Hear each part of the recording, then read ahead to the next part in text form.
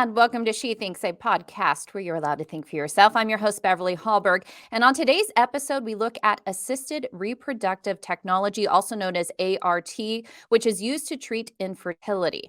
As more women are freezing their eggs and more couples are using in vitro fertilization, we felt it was important to look at the pros and the cons. So we're going to delve into the data, the costs associated, the success rates, and whether or not employers' policies line up with the desires of the men and women who work for them.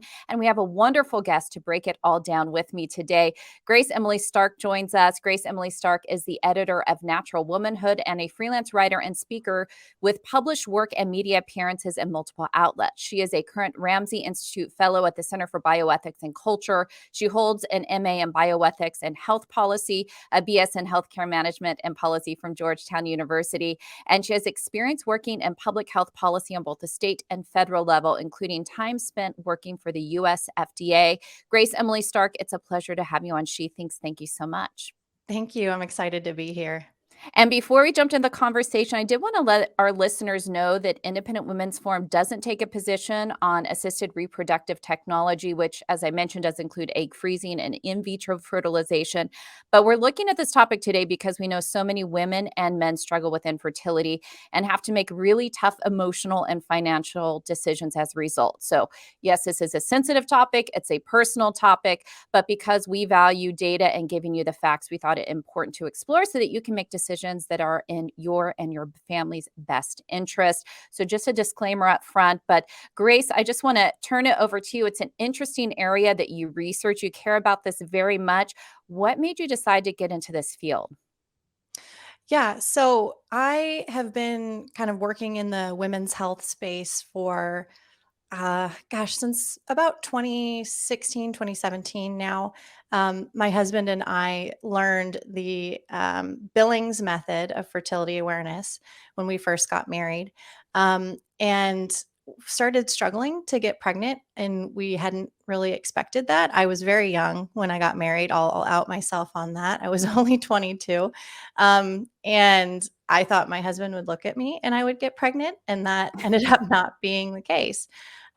So we struggled, and we were using the Billings method, which is a method of tracking one cycle to determine when you're fertile and when you're not. And we weren't getting pregnant. And so we started using the symptothermal method, which adds in the temperature sign, tracking your basal body temperature along with your cervical mucus sign. And when working with a naprotechnology doctor, and we can get into that a little bit later, we were able to overcome our primary infertility and get pregnant.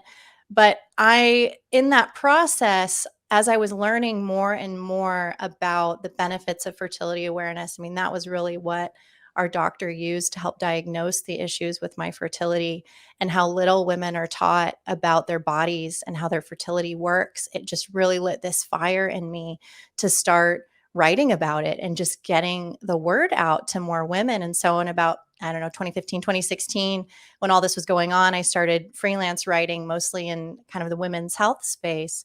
And I became certified to teach the symptothermal method along with my husband through an organization called the Couple to Couple League, and started writing for the organization I'm now the editor of, which is Natural Womanhood, that promotes body literacy, fertility awareness for women and couples. And yeah, that's kind of where it all began for me. And I have a little bit of a funny anecdote too. When I first got my start in freelance writing, one of the first places I published was Verily magazine. I'll do a little plug for them because I think they're wonderful, where I actually wrote a rebuttal to a piece that you wrote, Beverly, in the Federalist. Which one was it? So you had written a piece for the Federalist, and I literally just made this connection yesterday. Just Oh my goodness. Googling IWF and whatnot. You had written a piece called "I'd Rather Die Alone Than Date Online." And I actually met my husband online. And so while I thought your piece had some really great points in it, I actually wrote kind of a refutation, a rebuttal of it for Verily magazine on their online website. That is so well, we appreciate debate on the show, so it's good to have a debate, and Yes. you actually circle back on that, I wrote that article, I wanna say it was 2015 or 2016 when Yeah, I it was was a while it ago. was a while ago in the midst of trying to navigate online dating in Washington, DC, and then during COVID, when I moved to South Carolina, I had a friend encourage me to try online dating in South Mhm. Carolina, and I said, "No, I'm not gonna do it." I've even wrote an article saying, "I will never do this. I'm never gonna date online." I actually met my now husband through Hinge, the app Hinge. So Oh, I boy. tried it in a different location, and it worked better for me. So what I probably should write a follow-up to that because I did end up meeting my husband online, but I still stand by the many pitfalls and frustrations with Yep. online dating. And So that was what I wrote my article about, was I acknowledged that all of the pitfalls that you brought up were very real pitfalls. My article was about how I thought they could be avoided and that you didn't need to throw the baby out with the bathwater in terms of online dating. But I love that you and I have actually been in debate since, I don't know, a decade ago. yeah, and so we're gonna continue it here, and even the online dating, we talked about that a little bit just for our listeners to know on an episode I did a few weeks ago with Mark Regnerus. He's the author of the book Cheap Sex, Yep. and in that episode, we look mostly at the declining fertility rates in the United States and the Yeah. world. Please check it out. I think it's really important just to summarize. In the last 30 years, fertility rates for women aged 20 to 24 has declined by 43%, while first-time motherhood between the ages of 35 to 39 has increased by 67%. So that's just a summary of the conversation I have with them, and those data points also lead into my first question to you, which is, yes, there are many factors for women not having kids till later in life. Yeah. We've had that conversation before, but I think it's good to get into just fertility itself. Now, we know that for the best fertility years for women are in their 20s. Why don't we get into some of the data past that? We know that fertility declines, but what do women need to know about their bodies and fertility? Yeah, so we'll start with menarche, which, if anyone doesn't know, that's the technical term for your very first period. So you have menarche, your first period, when, gosh, the ages are actually getting younger and younger. And that might be another reason why our fertility is declining, because we're actually fertile earlier and not taking advantage of it. So, for whatever reason, be it hormonal factors in the environment, girls are starting their periods a lot earlier. We're seeing girls as young as like 9 and 10 get their Wow. periods these days. Um, and my mom got hers at 15, and that was normal for her age group in I guess it would have been the 70s, because she was born in 1960. So we're seeing girls get their periods a lot earlier, and they uh, are getting on hormonal birth control a lot earlier for that reason. One hallmark of puberty, and actually starting your period is the capstone of puberty. Even before you start your period, there's all these other biological things going on in a young girl's body that, to the trained eye, can let you know, okay, if you've got a young daughter, you can say, oh, wow, I need to be prepared for this, and I need to prepare her for that, because I'm seeing these changes. Because as soon as the hormones estrogen and progesterone start working in the body, we start seeing things like breast buds develop in young girls. We start seeing, body hair, their armpits and their vulva. So there's all these signs. And actually, we have a program at Natural Womanhood called the Mothers of Preteens program that we're kicking off this summer to help mothers. It's specifically for moms of young daughters to notice these signs and to kind of help them navigate this with their daughter, their burgeoning fertility. So it all starts very early. And like I said, it's starting even earlier. And so you're actually most fertile in your late teens and your early 20s. And into your mid and late 20s too, you're still fairly fertile as well.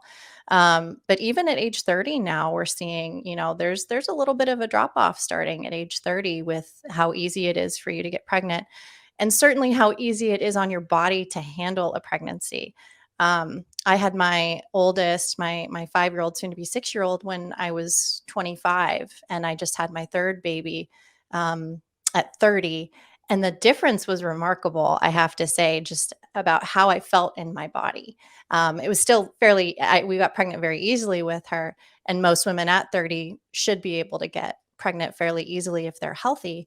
But certainly by age 35, we do start seeing this really steep drop off in fertility. And I think also as we see girls start to menstruate earlier and become fertile earlier, we're seeing that creep earlier and earlier with this fall off, because once you start ovulating, there's kind of a clock that starts in our bodies, and it's about 30 years from when you first start ovulating. And of course, if you're menstruating, that means you're ovulating, right? So just to define some terms here, your period is, the bleed that you see, but it's only a true period if you've ovulated prior to it. So otherwise, it's just a breakthrough bleed. So if you're using something like a fertility awareness method where you can monitor signs of ovulation, because that's really that's the big part of your cycle. Your period's not the most important part of your cycle. Your ovulation is when your Right. ovaries release a single egg.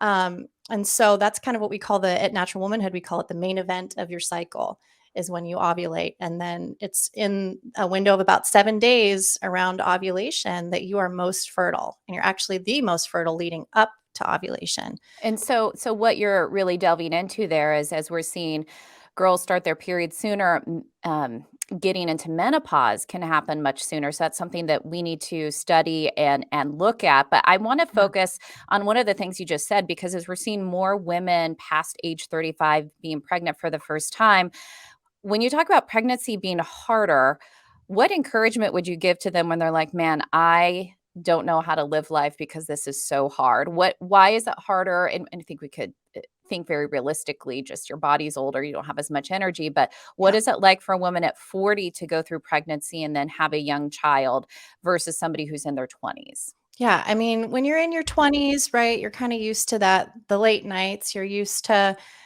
late night studying or going out. It's not that big of a deal for you to bounce back the next day after a late night. But definitely, all of us who have, gotten into our 30s and are starting to get into our 40s and whatnot, there's definitely a marked difference in how you can handle late nights, constant night wakings, that sort of thing.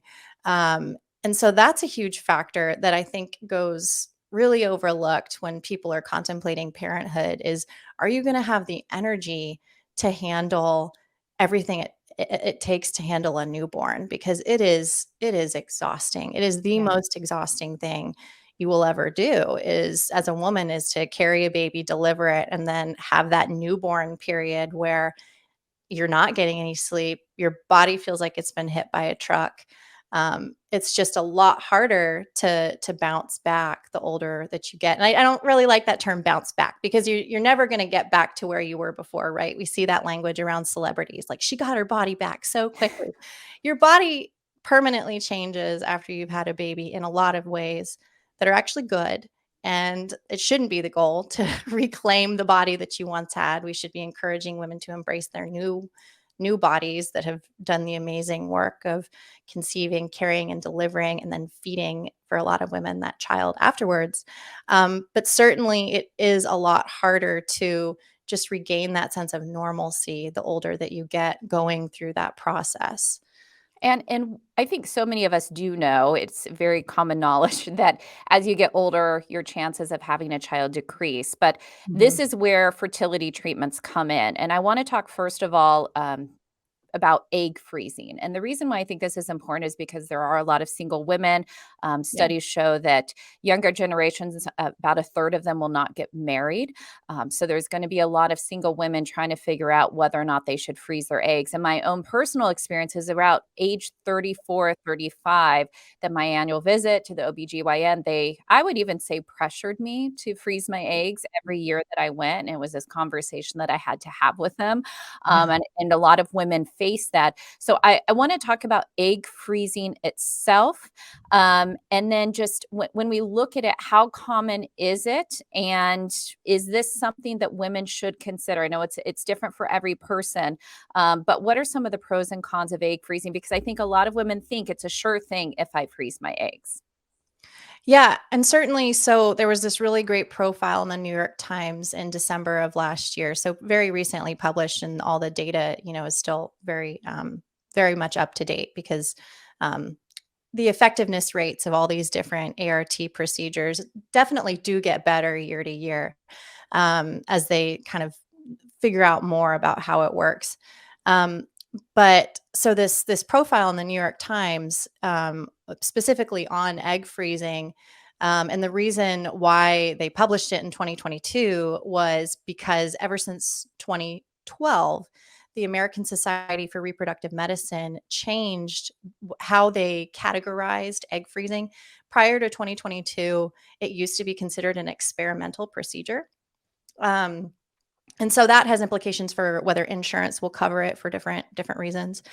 So once they said, okay, this is no longer experimental, the floodgates kind of started opening. And at first we saw mostly women, and prior to 2012, this is what we saw as well, mostly women who were going to be undergoing some really serious kind of treatment for cancer, say, and they were going to have chemotherapy, and they were going to have to radiate their ovaries and possibly be infertile after it, were the ones who were taking advantage of this new technology of harvesting eggs and then freezing them.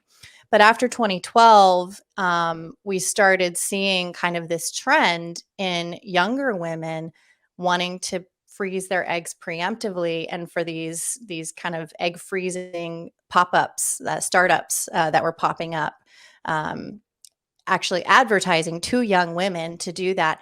I really loved the Mindy Project. I think Mindy Kaling is hilarious from The Office. When she had a TV show called The Mindy Project, she was an OBGYN in New York City. And towards the later seasons, her character actually developed one of these egg freezing startups. And so she was having high school and college girls come do like a camp for a week or two in New York or however long, and have them do all the hormone injections. And she built it. There's actually anybody who has an egg freezing startup would probably do really well to study what she did in the show, because it was very attractive. She said, come to New York City and stay here, and we'll give you the injections and we'll do the egg freezing, and you have kind of this like fun camp in New York here. And then you go home, go back to college, and then you've got this insurance policy in your back pocket, right? And that really is how it's being billed to young women, as an expensive insurance policy against future infertility, because as we do know, younger eggs are healthier eggs. So that's another facet of this fertility equation, is that as you age, the quality of your eggs also degrades. You know, what's a really interesting fact that not a lot of women know is that you, and maybe they do, but I usually see people's eyes get really big when I talk about this, but you're born with all the eggs you will ever have, right? Men are constantly on about a 3-month loop, producing new mature sperm. Women are born with all the eggs they will ever have. Um, and which is also kind of a neat thing about that is the eggs that are in your body um, were also once in your mother's body. So there's kind of this, I don't know, I think that's just kind of a neat intergenerational thing when you think about a baby, and a female baby in her mother's womb. She has all, the eggs she's going to have. So half of your DNA was inside of your grandmother. Is that the right way to say it? I don't know. But anyway, your children's half of your children's DNA was once inside of their grandmother. That's the right thing to say. But anyway, I just think that's super fascinating. Not really relevant, but your eggs are healthier when you're younger. And so again, that's why they're kind of saying to young women now, young college women, young professional women, hey, you don't want to have to wait around for the right guy. You don't want your future ability to have children to be dependent on when you can get a guy to finally settle down and want to have kids with you. So let's get you in here. Let's, harvest your eggs. We'll freeze them for you. And you'll just know you'll have it in your back pocket. And when they profiled women at the New York Times who had done this, you saw a really mixed bag of responses to it in women who had undergone it. There were women who said, yes, it was this great insurance policy. It allowed me to take my time with finding a husband and not feel that like biological clock being under that gun. Like I need to find somebody so I can be the mom that I want to be someday. And for some women, it worked out, and it does work out that way. They are able to use those eggs when they're older and they've found someone successfully. But for a lot of women, that's also not the case. It's really hard to find good data on artificial reproductive technology in general because different clinics have such wildly varying success rates. Some of them use some different techniques. Some of them will only take certain kinds of patients who are more likely to have successful cycles. There's just a lot of variation from state to state and even clinic to clinic on how successful these clinics are at, you know, getting women pregnant and in live births. The national average on the whole is only about 25 to 30%. So again, you might find a clinic that says that they've got, a 50%, 60% an upward success rate, but the national average per recent 2019 CDC data is only about like 25 to 30%. And that just seems so low based on how it's sold. You use that Yeah, phrase insurance policy. So when right. you think insurance policy, you're thinking, okay, it's here. So if I need to use this in my 40s, I'm set. I'm good Yeah. to go. Mhm. And just to get into a few of the costs, so and what's involved. So you have the egg freezing involves obviously fertility testing, their medical consultations, their hormone injections, health monitoring. There's the egg retrieval, the incubation, the freezing, and storage. And I found this stat. They said the average egg freezing patient may spend $30,000 to $40,000. So you're talking about a huge financial investment. There is the physical side, the Yeah. time component, and what you're telling me is that the likelihood that this could be successful for somebody doesn't even get to 30%, correct? Yeah, I mean, again, it's highly dependent on so many different variables. If you're using eggs that, were retrieved in your early 20s and you're using them in your late 30s, there's probably going to be a higher success rate there because we know IVF is itself a lot more successful in women who are younger. Past 40, again, just even with natural fertility, it's the same thing. It's a lot harder even to have a successful IVF round. And on the whole, they've done studies of health practitioners, doctors, about their perspectives on IVF and how successful it is. And all across the board, people, even medical professionals, have this really inflated idea of how successful IVF is that does not match reality. It's not this insurance policy that you can just guarantee that it is sold as. And we have to talk about IVF when we talk about egg freezing, because obviously, if you're freezing eggs to be used later, they're going to be used for IVF. They're not putting those eggs back in your body for them to be fertilized, in a more natural manner. You're going to be using IVF with those eggs, which is why it might sound like we're conflating the two when we talk about IVF versus egg freezing, but no, um, there's no reason to freeze eggs if you don't have IVF in the picture as well, because it's necessarily going to require you to use IVF if you have frozen eggs. And interestingly, though, most women who do freeze their eggs, I think the New York Times article that I mentioned earlier said that only about 6% of women even go back and use them. Really? So, yeah, so they spent all of this money up front. They've been paying, and one number that isn't often quoted too for women is the storage fees. You might have a monthly or yearly storage fee that you are just paying for years and years and years on these eggs until you decide, like, okay, well, I'm just done with that. I don't want to pay for it, or until you use them. So that's a cost that doesn't get talked about, and it's a continuing cost. And Grace, I And found out one other cost as I Mhm. was researching this for a conversation today that really surprised me. So I just never had thought about it. So women often move, right? It's very typical for Yeah, people to move, paying to transport your eggs. yeah, So there's also this other process that's added. Now that one's not astronomical like everything else, but yeah, it just as you start looking at it starts adding up. So you go yeah, through the cost of egg freezing and then you go to the cost of IVF and you're looking at tens of thousands of dollars yeah. when you get to that point with no guarantee that this is going to work. Yeah. Yeah, and they'll say like, egg freezing, the actual harvesting of the eggs, and we can talk about what's involved in that process because it is very invasive. And I think it's given this, certainly in the media, I mentioned the Mindy Project earlier, it's given this kind of like rosy glow, like it's not that big of a deal. It's just something anybody can do very easily. It's very invasive. It can be dangerous. But anyway, they'll tell you, it only costs, between $4,500 to $8,000 to do it. Right. And isn't that less than 10 grand? Isn't that enough to know that you're going to be able to be a mom someday? But again, that's ignoring the fact that you have to pay storage fees. If you move, you have to figure out how to move them, and the IVF costs that you're going to experience on top of that. And right now, the average cycle is going to run you between $15,000 and $20,000, and that's for one cycle. And on average, a healthy couple takes about 3 cycles to be successful with IVF. So you're looking at all of, the $8,000 that you spent when you were younger to harvest the eggs, the storage fees you've been paying all those years. Then you're looking at an additional 20 grand to use the eggs one time. And then if that doesn't work, you've got a second and a third. And gosh, some people just keep going. They just don't know what they can't stop. They feel like they can't stop. There's been Right. interesting articles over the years about I'm addicted to IVF. And it's hope, really, right? Yeah. That's what women are addicted to is the hope.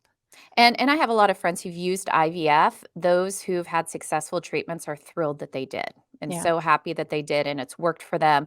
But I can say from any of my friends who've gone through it, there is such an emotional toll. So the injections that you take, the hormones you have to put into your body, there's weight gain, there's emotional changes due to the hormones. There's a lot that women go through to get to this point. And then there's just when you get that call from the doctor to say it didn't take. I have one friend who it was her last embryo and she had gone through, I think, 6 or 7 disappointments, and it was the last one it finally took, which of course was thrilling. And they have a Mhm. wonderful daughter. But there's a lot of emotions Yeah. surrounding this. And I think obviously it's a personal decision for every person to decide whether to do this. I think the fault of so many people in the medical industry is the false hope they often give. When you look at the data, the chances of freezing your eggs being a guarantee, that is something that I think is falsely advertised when we really don't know enough yet. And I think it's Yeah. important for people to look at the pros and the cons. What is actually the data? What are your chances of success as you're making such a big emotional and financial decision? Absolutely. Yeah. And what we do know is that egg freezing, the use of frozen eggs appears to be one of the least effective means of artificial reproductive technology. Really? So, yeah, you're more successful if you've got fresh sperm and fresh eggs. That's pretty much the most successful combination, I believe. And that's also where it gets really hard to talk in terms of averages and date with the data because there's all these different ways it can be done. You can have fresh eggs, fresh sperm. You can have fresh sperm, frozen egg. You can have fresh embryos. You can have frozen embryos. You can have donor eggs versus donor sperm, and it's just the permutations of it are crazy now. All the different ways that you can mix and match to create a baby, and they all have varying success rates, but it does appear that even frozen eggs are not as successfully used as even frozen embryos are more successfully And lead and to that's a an live important birth. thing, yeah, for women to consider when they may be pressured by their doctor to do this, especially in their 30s. And I want to touch on another area I've seen people write about even more. It's people who've gone through IVF and realize, let's say it takes the first round, that they have healthy embryos left. And what do we do when we have multiple embryos? I want to read a portion of an article I found on NPR following a couple who used IVF. Mhm. And this is what they wrote. They said their first round of in vitro fertilization produced 7 healthy embryos. One of those embryos was successfully transferred, resulting in their son, Matthew, who is now 6 years old. While the couple feels their family is now complete, they are still in a quandary over what to do with their 6 remaining embryos, what they call their maybe babies. Every Yeah. year, they're forced to weigh their options again.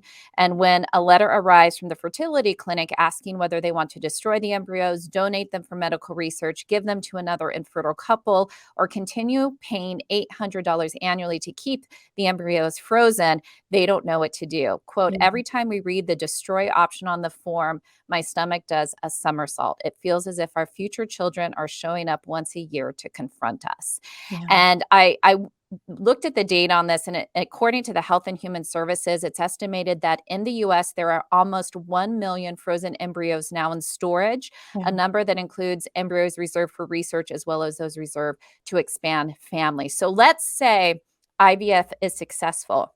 You have this other major decision Yeah. on what do we do now with the embryos? And I think that's something that most people don't necessarily consider when they get into it. And then they're left, as this couple is, with an emotional decision on what to do next. Yeah. It's and nobody knows, right? It's the $1,000,000,000,000 question is what do we do? And scientific researchers would like just the floodgates to be let open and to have them all, be used for research. And a lot of them are. It's a way that I think folks kind of rationalize for themselves, that um, their children can still be doing some good in the world, kind of similar to cadaver donation. That's, really morbid way to think about it. But I think that's the way it's rationalized with people who donate them to research. I have heard of something called I think it's called a compassionate transfer. I might not be completely correct about the term, but it's where they will transfer all of the embryos at once in a part of the cycle that they know is unfertile. So they know none of them will take, but then the idea being the rationalization being that at least there was something of a chance and the babies die naturally inside their mother. And I'm saying babies, but obviously we're referring to the very smallest form of life, which is the embryos that are formed in the petri dish. Um, but either you do that, either you have them thaw, and then some people will do funerals for them after they've thawed and died. But just across the board, it's a lot of just I think a lot of solutions that don't really feel like solutions to people. Some folks say that they find peace through doing these different things. But again, everybody's going to have to grapple with that on their own terms and with their own kind of moral considerations for how they view embryonic life. But yeah, I think when you're in the thick of infertility, um, it's gosh, I mean, I've been there, as I mentioned earlier, when my husband and I were struggling with infertility, and this is why I personally would have never considered IVF. I don't want to disparage the women who are considering it because I know how just broken you feel and how you're just grasping for anything. Um, but I do think we do women and couples a really big disservice in presenting both, egg freezing, whatever form of ART you're talking about, surrogacy, and that has its own implications that could be an entirely different episode of the podcast. We do women and couples a really big disservice by making it seem like this is a silver bullet kind of thing. Yeah. And again, also not talking about what all the upfront considerations are going to be. What are we going to do with embryos that are, quote unquote, left over? What if it turns out that your sperm are the problem? Are you going to be okay with another man's sperm coming into the picture? Because I do think a lot of the considerations are not talked about up front. And when you're in the thick of it, you're kind of, flying the plane as you're building it kind of thing, because you're just so desperate to get Yeah. somewhere, to have some kind of solution, to be moving towards something. And there is that pressure. You shared about your doctor pressuring you into freezing your eggs. I had a doctor who didn't even know me when I miscarried. We miscarried our first child. And we were on the other side of the world. We had been living on Guam at the time when we were trying to get pregnant. We were visiting the States in California, and I miscarried there at 8 weeks. And the doctor that I saw in the hospital really didn't know me from Eve. I wasn't his patient. He had no relationship with me, but they brought me in for this consultation with the OB, and he started talking to me about IVF. As soon as he heard that we had been trying for over a year, he said, okay. My husband was in the military at the time. He said, I know they say the military won't cover it, but there's some ways we can get around that. Maybe we should start considering that. And I just said, that won't be an option for us. Thank you. And he kept pushing it. And Yeah. again, this is a doctor who knows nothing about me, nothing about my medical history, nothing about how my husband and I would want to build our family. And yet he's jumping to this right away, and he's almost handing it to me on a silver platter, like, here, I'm going to help you with this. Here's what And we this is your solution. This is your right. guaranteed solution. And Yep. I think I'm glad that you shared that, and thank you for being transparent about talking about something that's difficult. Yeah. I think that's the point of this whole episode, is that women just need the information. You're going to be told that it's a silver bullet, more than likely, but look at the data, figure out financially if this makes sense for you. Think about the success rate. Think about the embryos. If it's successful, what do you do there? I just think women and men need informed decisions, and they're often not getting that from the medical community. And before you go, I have one more question for you I want to get into, and that is just the employer side of this. We don't have a ton of time, but hopefully we can touch on this just a little bit, Mm.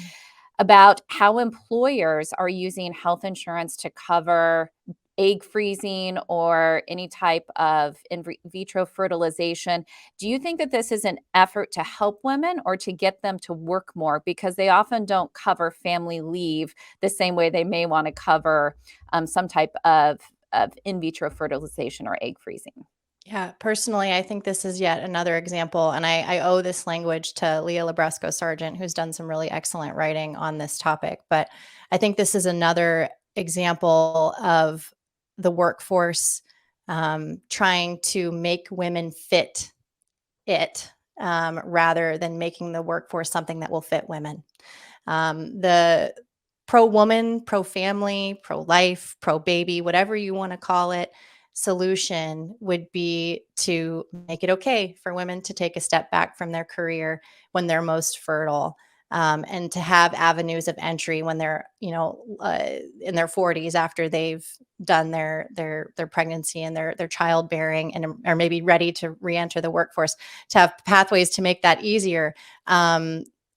Again, also, if they are still working when they're younger and fertile, to make family leave a workable solution, to make flexible schedules for not only moms but fathers too, right? We need a more family oriented approach to these policies, if we want to really truly attract young talent in a meaningful way.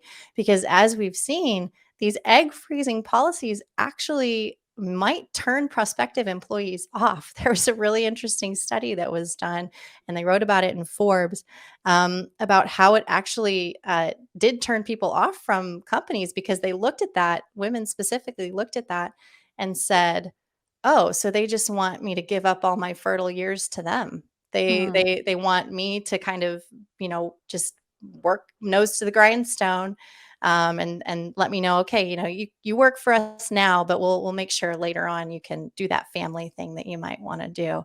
And it does turn some prospective employees off. So the 20% of large companies that now offer egg freezing as a benefit might want to sit up and pay attention to that data and look at it and say, okay, what is it that women actually want?